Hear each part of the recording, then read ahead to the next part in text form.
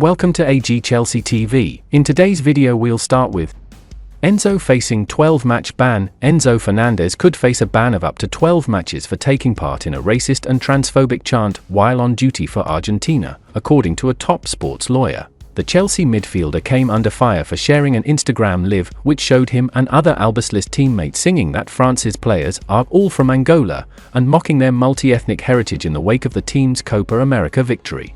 Fernandez's Blues teammate Wesley Fofana was the first to accuse him of uninhibited racism in a social media post, which attracted a slew of racist trolls to attack the France international in response. Many of Fernandez's French teammates, including Fofana, Benoît Badiashile, Malo Gusto, and Axel Disasi, opted to unfollow him on Instagram shortly before the Argentine shared a public apology which stressed that those words do not express his beliefs and character.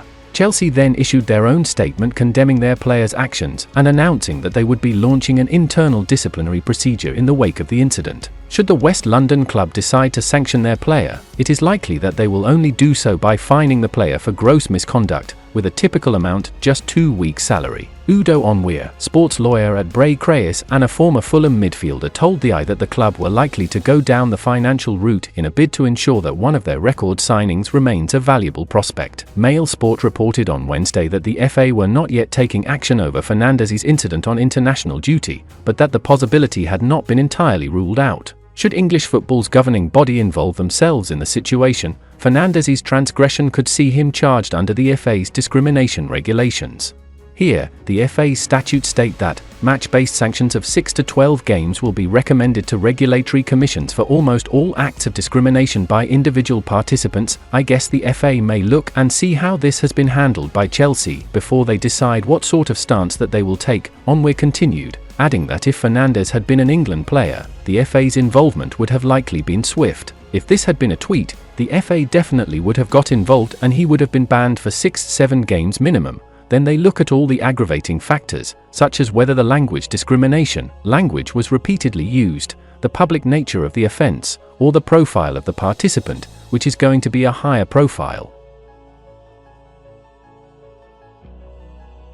Chelsea to reward Cole Palmer secret pay rise. Chelsea are planning to reward Cole Palmer with a pay rise that they hope will play a part in keeping him at the club for a decade. Eyebrows were raised when Manchester City allowed the 22-year-old to depart last summer after he played such a prominent role in their pre-season campaign, scoring in the Community Shield and European Super Cup. City's loss has been Chelsea's gain, however, with Palmer having flourished at Stamford Bridge during what was, at times, a chaotic campaign. The versatile forward scored a staggering 25 goals and subsequently enhanced his reputation at Euro 2024 where he starred for England. While Chelsea are yet to receive wind of rival interest in their prize asset, they are conscious of the need to look after a player who has quickly become the jewel in their crown. According to the Telegraph, Palmer currently earns £80,000 a week and is not much more of a quarter of what Raheem Sterling, player who could yet be deemed surplus to requirements by new manager Enzo Maresca, is paid. Chelsea are said to be conscious of the situation and will reflect Palmer's seniority with a significant raise,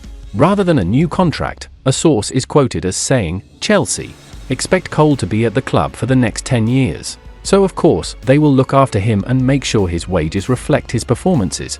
There is no need to do that publicly or with grand announcements. The club will work with Cole and his representatives, rather than doing their business in public." Palmer, meanwhile, will be given additional time off following his exploits with England and will not return to training for a further 3 weeks. Conor Gallagher, too, will miss the upcoming pre-season tour but will hope to have his own future resolved imminently. Aston Villa, Tottenham and Atletico Madrid have all been credited with an interest in a player who Chelsea believe should command a fee in the region of £50 million.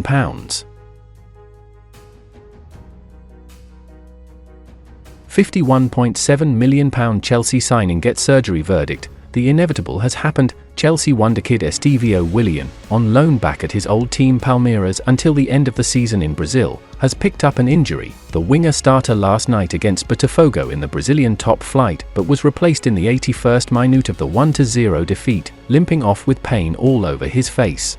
Sources in Brazil are playing down the severity of the problem. UOL report that Palmeiras are optimistic about a quick recovery and that the physios understand that the injuries are not serious and do not require surgery.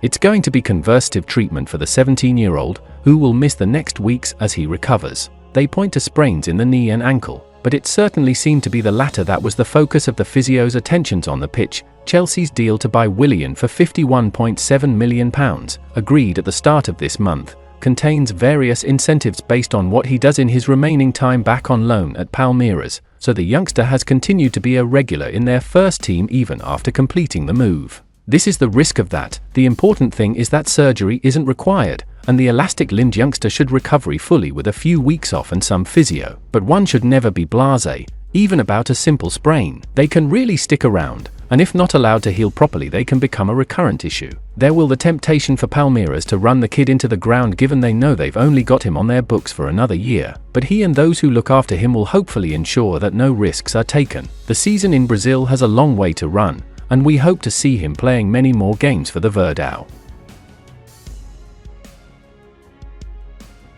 Patrick Vieira left Chelsea sister club. Patrick Vieira has left Strasburg by mutual consent after just one season in charge. The French club are majority owned by Blueco, the same consortium led by American Todd Boehly and Clearlake Capital, which purchased Chelsea in 2022. Strasburg finished 13th last season in League One, having finished 15th the year before, and the decision has been made by the club and Vieira to part ways. We would like to express our gratitude and thank Patrick for the work he has accomplished during this first phase of the project, and we wish him much success in the future, Strasbourg president Mark Keller said. He will always be welcome at the club. Vieira signed a 3-year contract when arriving at Strasbourg in July last year. But his time in France has come to a premature end. Speaking earlier this summer, the 48-year-old said the club were part of the Chelsea family, as he admitted it has been a frustrating first season for him in the Strasbourg dugout. He told the Stick to Football podcast, "Now one of the owners is Todd Boehly, so we are part of the Chelsea family. The ambition is to play European football in the next 3 years. Of course, coming from this year, there is a big turn of young players, and this year was challenging and difficult. We struggled and went through some difficult periods. Hopefully, we will keep our best young players. We're going to try and improve the team and try to finish in the top 10 next year. Then, why not play European football in 2 years' time from now?" And that's the final content of today's video. Like, subscribe to support AG Chelsea TV.